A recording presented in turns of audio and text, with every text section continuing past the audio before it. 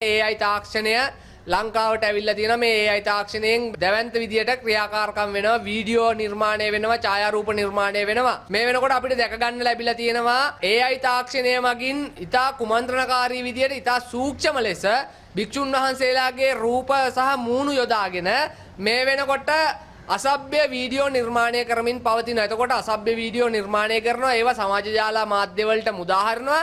මේක ඉතා සූක්ෂම විදියට සිදු කරන ක්‍රියාවලියක්. මේ AI තාක්ෂණය භාවිතා කරලා මේ AI තාක්ෂණය මගින් මේ කරන දේවල් වලින් ශාසනයට පහරක් එල්ල කරනවා. මේක ඉතා සූක්ෂම විදියට ජන මනසෙන්, තරුණයාගේ මනසෙන් ලංකාවේ ඉන්න සාමාන්‍යයෙන් උපාසක උපාසක අම්මලාට මේ AI තාක්ෂණය ගැන තේරුමක් නැහැ. වීඩියෝ එක දැක්ක ගමන් හිතන්නේ WhatsApp එකට ආපු ගමන් මේක ඇත්තක් කියලා. එතකොට එක එක විදිය හාමුදුරුවන්ගේ රූප යොදලා මේ අසභ්‍ය විදියට නිර්මාණය කරනවා. මේ රජය මේක දිහා නිහඬව බලාගෙන ඉන්නවා. එතකොට විශේෂයෙන්ම කියන්න ඕනේ මේ රජයට මේ සම්බන්ධයෙන් කටයුතු කරලා මේවට දැඩි ලෙස නීතිමය ක්‍රියාමාර්ග ගන්න ඕනේ. මොකද ආණ්ඩු ක්‍රම ව්‍යවස්ථාවේ 9 වෙනි වගන්තියේ තියෙන්නේ බුද්ධ ආගම සුරක්ෂිත කොට පෝෂණය කිරීම රජයේ සතු වගකීමක්. ඒක නිසා මේ භික්ෂුන් වහන්සේලාගේ AI තාක්ෂණය උපයෝගී කරගෙන අසභ්‍ය වීඩියෝ දර්ශන රූපරාම නිර්මාණය කරන පුද්ගලයන්, ළඟ තබා ගන්න පුද්ගලයන්, ඒවා සංසරණය කරන පුද්ගලයන් සියලු දෙනාම අත්අඩංගුවට ගත යුතුයි කියන එක, ඔවුන්ට එරෙහිව නීතිමය ක්‍රියාමාර්ග ගත යුතුයි කියන එක